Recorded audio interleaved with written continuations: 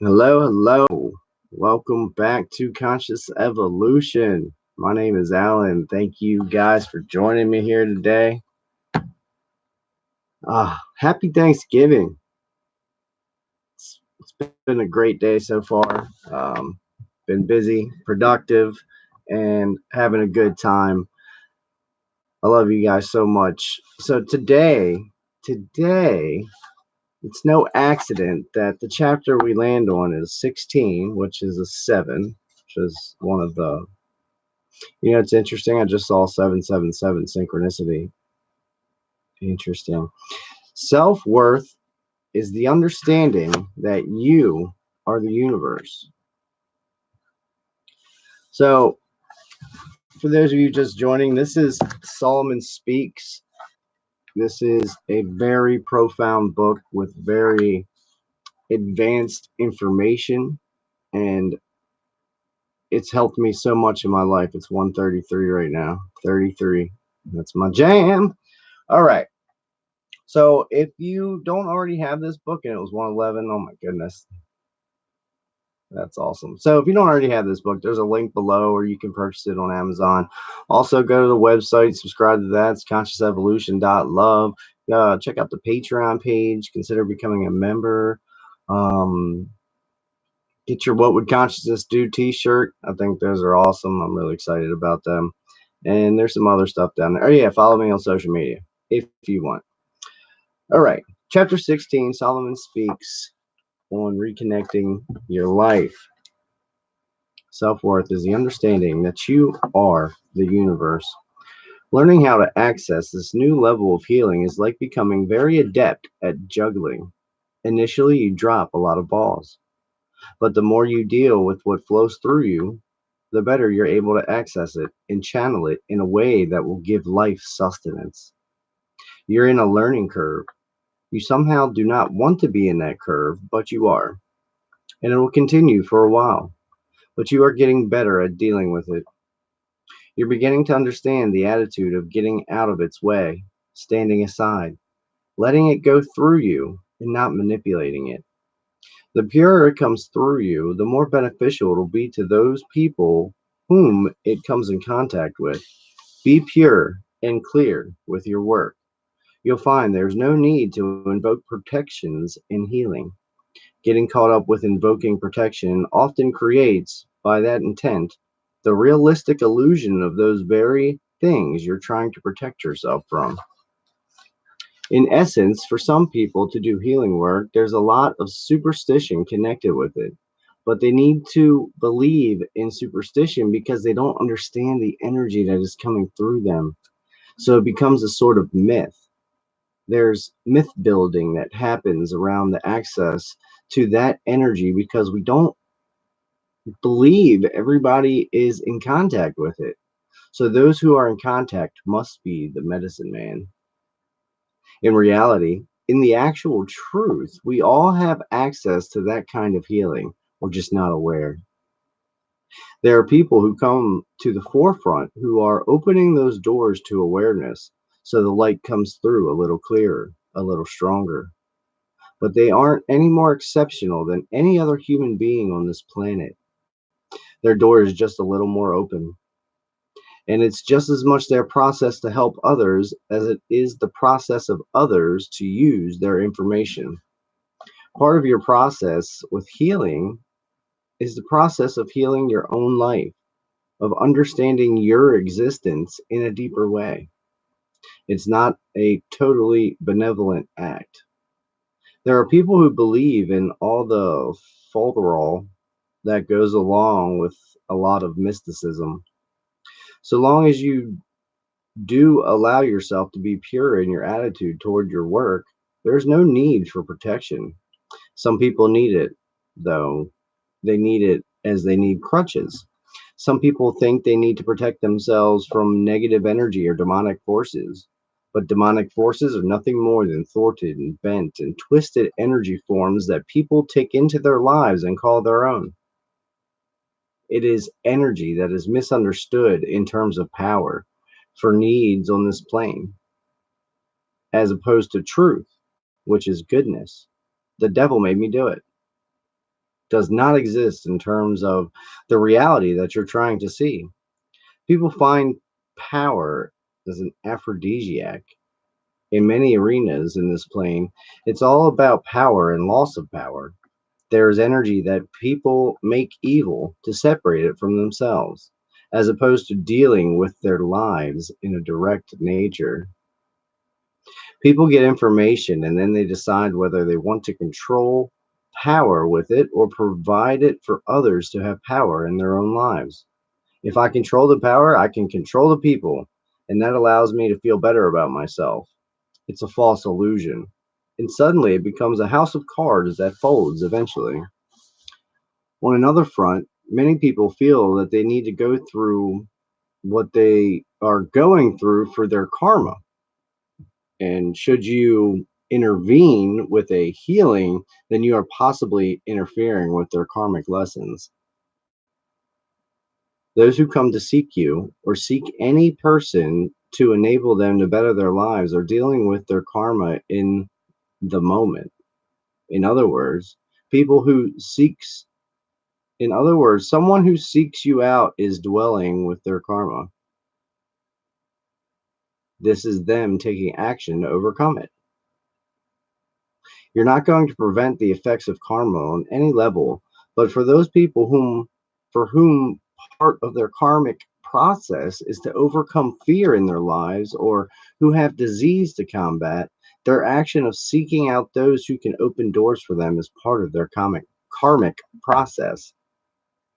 It is them proceeding on their path. If you are a part of their process and I'm sorry, if you are part of their process of reaching and seeking, it is not enough to watch someone drown and not reach out a hand. It didn't sound right to me. Let's go back. Their action of seeking out those who can open doors for them is part of their karmic process. It is them proceeding on their path. You are part of their process of reaching and seeking. It is not enough to watch someone drown and not reach out a hand. Is it? Anyways, your life is of that which is. It is a perfect thing, that which is in tune and in harmony with the music of the universe. It is a glorious symphony that every life conducts. Somehow, people in this plane believe that they're missing instruments in their symphony, so their sound becomes discordant and they have little harmony in their lives. The whole quest in self worth is to realize that we are each and every individual a symphony and not a single instrument. Once you feel that in your life, that you are part of greater music, you are more fully able to sing the song that you are placed on this plane for. Self worth is the understanding that you are the universe. You are the universe. That you are in tune with other great life forces that are around us all. Ooh, we are not isolated or incomplete. There are a great deal of self-help books to tell you that a love relationship will not make you complete,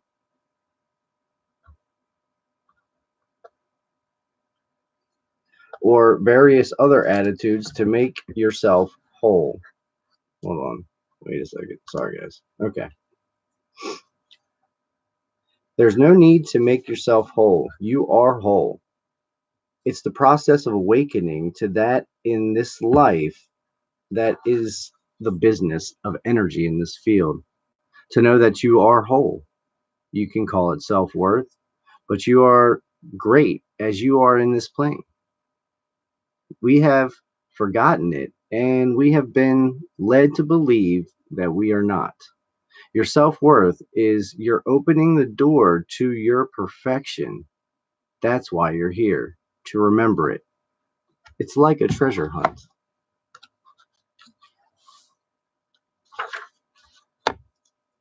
Wow. So that made me think of something pretty profound that happened to me last night. Oh, hello, guys. I'm glad somebody joined us for the live. I wasn't sure if anyone was gonna stop in here. Greenheart Goddess, happy Thanksgiving. How you doing? Needed to hear this message today. Wholeness. You are 100% whole and complete. So let me get rid of this real quick. Self-worth is the understanding that you are the universe, that you are in tune with other great life forces that are all around us, that are around us all. Every one of us have an entourage of angels, of benevolent beings, of light, of whatever resonates with you, whatever you want to call it. Pleiadians, Arcturian. I mean, I've heard a barrage of different names for them since last night, and it's interesting that they came across. But, anyways, this is an interesting synchronicity that happened to me last night. I got home. I don't know, around 8:30 or so last night. It was 11:01. That's funny. I call it 1:11 too in the beginning. Anyways, so I got home and I was like, man, I just really haven't done any good meditations. Like I do my own little, like I've been meditating for like 5 minutes, 10 minutes, and just little quick things. And I was, I was kind of like awake, and I was like, I want to do a good meditation. And I was like, Spirit, just guide me to the meditation that's going to be best for me tonight. And I sat down on the bed and got my headphones out and pulled up the YouTube notifications on my phone. And Lori Ladd was doing a live guided meditation. What are the chances of that? What a little coinky dink. If you know me, you know I don't believe in coincidences. So that was the meditation for me last night. So I did it. I was she was almost done the meditation. So when I clicked on it, I restarted the live stream, and it wasn't so much of a meditation. It was, but it was more of calling in these benevolent life forces that are around us all at all times since you were brought into physical form into this plane and this life and every other life you've been here. We are constantly surrounded by these forces, these benevolent beings. And so that was part of the meditation, to call these benevolent beings in. Call them what you will, your star family. Hello, soulfully divine. You're the Pleiadians or your angels, your guides, whatever. There's 1,000 terms for them. You call them in, and kind of. She was talking about doing like third eye, using your third eye energy center to how to use it, like how to, like, you call these energies in, right? And before she said anything about the third eye and using your imagination, and then all of a sudden maybe having conversations or seeing these beings, well, and I closed my eyes and called them in, I saw like 3 to 5, like, I don't know how to explain it. It was just like just like I could see them coming across, like with my eyes closed, and I just knew they were here. As soon as I intended to call in these beings, they were there, and I was surrounded. Like I was laying in bed, and they were all around. Hello, Gypsy Soul Caravan. Hugs, all. Happy Thanksgiving to those just joining. So these benevolent beings were all around me, and I could feel them. And if you've been following me for a while, one of my early videos, I did a guided meditation with Lori Ladd that was Journey to the Palladians. And I had a profound experience. It was like a healing session. And I did that a couple times. And this was very similar to that. But these energies are, if you are not scared of these energies, if you want to work with these energies are you. They're your family. We've all been together for there's we can't even fathom the time. There is no time. There's no beginning and no end to it. It's energy. Energy can either be created or destroyed. It's just is. And it always has been and always will be.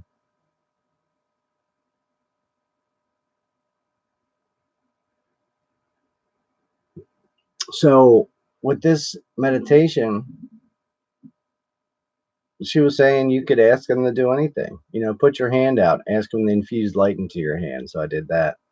And then my mind was like I want to know everything. I want to know who I am outside of this plane. Like I want to see my existence on the other side of the veil. And I was like, man, well, we go through this veil of forgetfulness, so we don't know that, because then we wouldn't want to be here. We wouldn't want to be rooted in this plane if we knew how magnificent we were, and we volunteered to come here. We agreed to come here and live this life and have this experience. So I was like, all right, so maybe not that. And then I just kind of was like thinking, I'm like, all these beings around me right now that are working on me and helping me. I can feel the energy coursing through my hands and arms. And I was like, I know you guys. You guys are my family. We've been together for a long time. And I just knew it. But that thought came to me. So I feel like that was them telling me that. And I was literally speaking it out loud. I was like, wow. I mean, that's powerful stuff. That's deep. Like,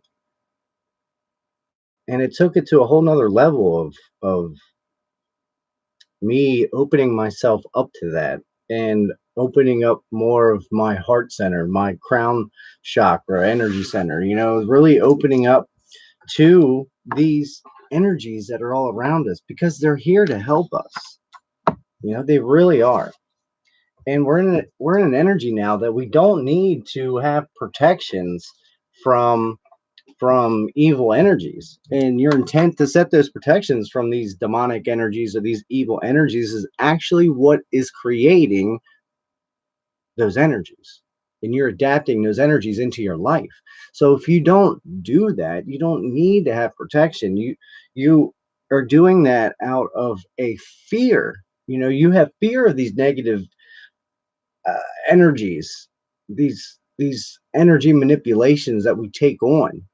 I mean, we're so powerful when we have these thoughts of the negative energies, that we literally can create them and adapt them in and take them into our lives. But if you don't do that, there's no need for protection, because there isn't anything negative. Negativity cannot exist in your light. When you know who you are, dark forces cannot penetrate your light. Cryon says a lot. A candle or a match will illuminate a dark room. So that one little flame, that little bitty piece of light, will light up an entire dark room.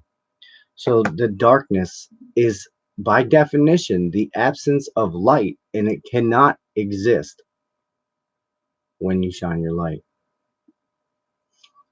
So if you do have fear of anything, that's the job, that's the mission, that's your journey right now, to overcome those fears, to get past those fears. And then there's no need for protections. You don't need them. Gypsy Soul Caravan, beautiful green heart goddess. So happy for you. Thank you for sharing this. You're welcome. I'm glad you guys are enjoying it. Suhail, happy give and receiving day. Thank you, brother. I'm glad you caught the live. Just made a video a few minutes ago on gratitude in mudras, energy. That's awesome. Did you put it on YouTube? I didn't know you had a channel. That's cool. You're welcome, Gypsy Soul Caravan. So, this experience I had during the meditation last night was wild. It, I had my hands like laying out on the bed, and I can't see what I'm doing. But anyways, I had this really interesting experience. Like I could feel the energies like pulsing in my hands, and just it felt like I was doing a healing session, but I wasn't.